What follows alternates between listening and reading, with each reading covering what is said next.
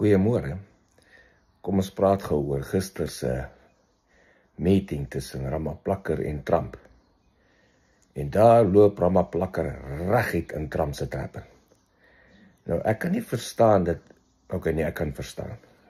Mense met 'n IQ wat laag is en 'n graad 3 of verstander 3 skooling het, wat dink hulle gaan in Trump se kantoor instap en hom probeer bullshit oor dinge wat hy Suid-Afrika aangaan, wat hy lankal van weet. So, Trump het hierdie ou opgeset en 'n kans gegee om daar in te kom en te kom vir die hele wêreld verskoning vra vir wat aangaan in Suid-Afrika en hoe hulle plan maak om dit te verbeter. Om sodoende, soos wat jy gesien het, almal gister gesien het, dat hy net kom probeer geld maak. Maar Trump het hom die geleentheid gegee en hy het gedink hy gaan hom bullshit uit. Kyk hoe sy body language was toe Trump die video's begin speel. Hy kon nie eens na die kamera, na die TV kyk nie. Hy sit daar rond en kyk rond en so grimp sy gesig en jy kan sien die verleentheid reg oor sy gesig heel tyd deur. En toe kom die oop vraag, hoekom is Malema nog nie gearresteer nie? En hy dan nie kon nie antwoord en hy wil nie antwoord nie. Maar die feit bly staan, ek was in Mandela se kantoor en ek was in president Mbeki se kantoor. Meestal Mbeki se tyd was ek in die kantoor gewees toe ek daar gewerk het. Maar ek was ook in Mandela se kantoor toe hy president was. En daai tyd al was daar pamflette in sy kantoor, daar in die voorportaal waar jy inkom voor jy by sy persoonlike kantoor instap, waar almal sit en wag, met pamflette op die tafel wat sê Africa has to begin and back to the Africans, iets in daai lyn. Daai tyd al het ek in baie vlakke gehoor hoe praat hulle van die totale oorneem, die totale Afrika moet swart wees. Daar's nie plek vir 'n wit man daar nie. En daai het my al daai tyd, dit was in 96, 97, 98, daai jare, het ek al gesien, dis die einde vir die blanke volk in Afrika. Nie net Suid-Afrika nie, maar Afrika. Hulle soek ons nie daar nie. Nou ons kan maar probeer fight om daar te bly en dit is goed vir die mense wat wil. Maar die getalle werk maar net teen ons. Nou kom ons by Steenhuis, wat hy saamgebring het. En die wat nog dink, ja, die DA is die manne, die mense wat staan vir die blanke volk, gister is dit bewys, hy staan nie vir die blanke volk nie. Daai ou gaan draai om sy gatsak vol geld te maak, en ons het gister duidelik gesien, niemand gaan staan vir die blanke volk in Suid-Afrika nie. Daai ou het nou almal amptelik op internasionale nuus, het hy die blanke volk uitverkoop. Want daar het hy die geleentheid gehad, om te verduidelik en te sê, nee, daar's 'n probleem. Die enigste ou wat regtig iets gesê het, wat duidelikheid gebring het, was Retief Goosen.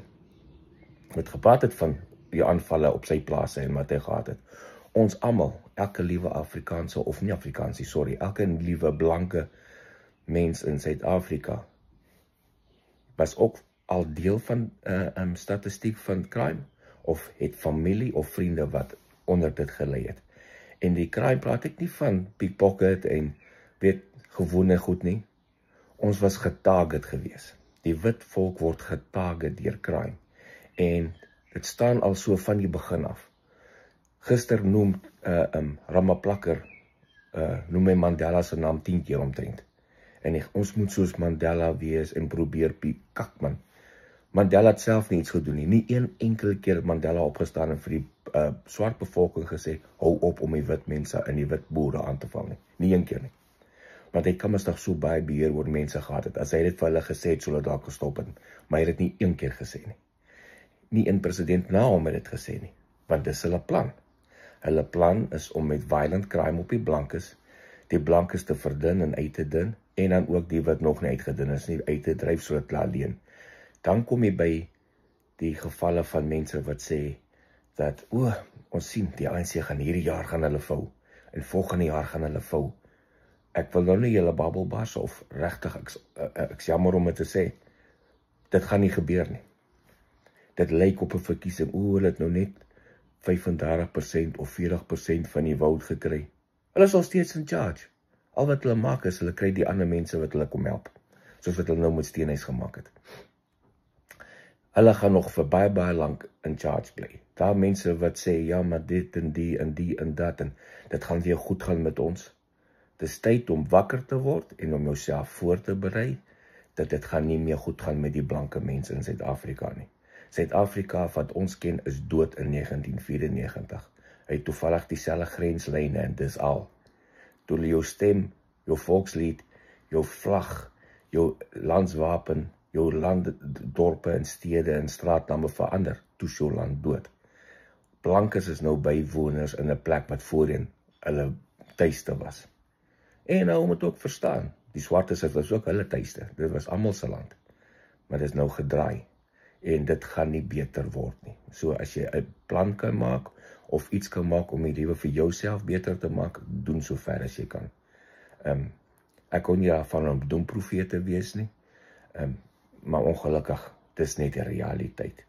Gister het ons nou gesien, hoe blanke mense, die blanke volk, op internasionale nuus uitverkoop het.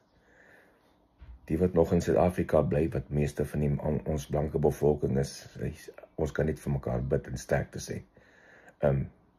Dit gaan nie goed gaan vir die volgende klomp jare.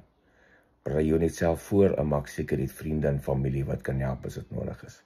Ek praat maar volgende keer oor iets anders. Baie dankie.